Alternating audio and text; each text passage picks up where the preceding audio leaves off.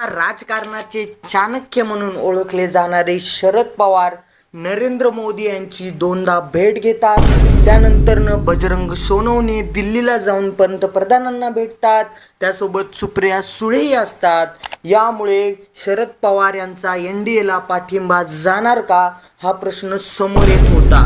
यावरती शरद पवार यांनी धक्कादायक खुलासा केलाय. अखेर शरद पवार NDA सोबत जाणार का, काय आहे अपडेट जाणून घेऊया या व्हिडिओच्या माध्यमातून. त्या अगोदर आपल्या चॅनलला सबस्क्राईब करायला विसरू नका.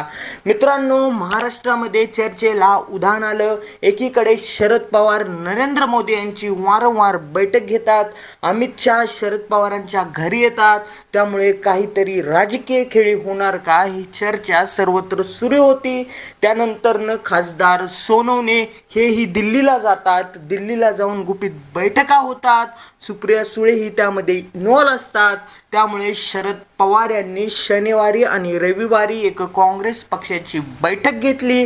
त्या बैठकीमध्ये जवळपास महाराष्ट्र, पश्चिम महाराष्ट्र, विदर्भ येथील जेवढे आमदार, खासदार किंवा जिल्हा लेवलचे कार्याध्यक्ष जेवढे लोक होते त्यांना बोलवलं जातं आणि यामध्ये जिल्हा अध्यक्ष असणाऱ्या लोकांकडून शरद पवारांना प्रश्न केले जातात की साहेब, आपण NDA सोबत जाणार आहोत का? कारण तुमच्या वारंवार बैठका होत आहेत, मोदींसोबत चर्चा होतीये, यामुळे आपण आता NDA मध्ये जाणार का हा प्रश्न त्यांच्या समोर येत होता.